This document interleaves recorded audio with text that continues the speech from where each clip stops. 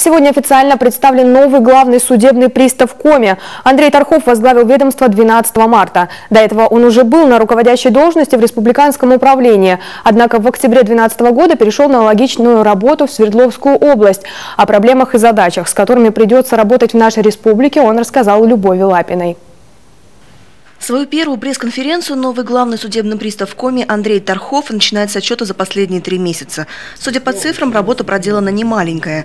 380 тысяч исполнительных производств, взыскано 403 миллиона рублей, возбуждено 145 уголовных дел.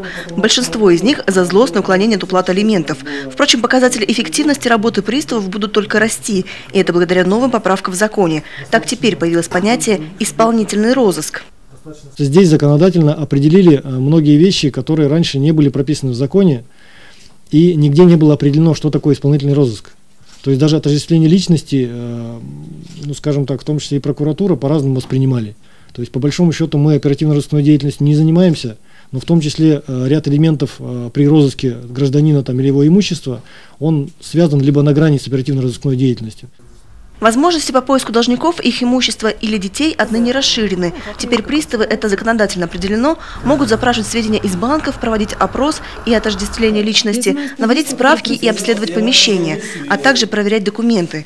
Новый главный судебный пристав Коми отмечает, нагрузка на его подчиненных, скорее всего, не возрастет. И это радует, ведь сейчас ведомство испытывает серьезные проблемы с кадрами. Сейчас некомплект 100 человек, это 10% от всего числа судебных приставов в Коми. Острее всего проблема в Ухте и Усинске. В этих городах средняя заработная плата служителя Фемиды не идет ни в какое сравнение с заработками на градообразующих предприятиях.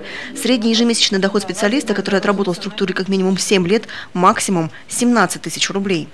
Кадровый вопрос и буду пытаться решать, и решаю, и разговариваем, и конкурсы проводим, разъясняем, то есть привлекаем людей. Понятно, что единственное, что мы можем определить, это обучать людей, не знаю, каким-то образом разъяснять, понимать, что при приходе на службу мы будем нести тяготы и решения, которые сейчас у нас в том числе прописаны в присяге, то есть новый текст присяги в законе определен. Ищем, разъясняем, обращаемся к студентам и так далее, ходим в службу занятости. В завершении пресс-конференции Андрей Тархов очередной раз напомнил жителям Коми о возможности проверить онлайн посредством сайта ведомства свои возможные долги.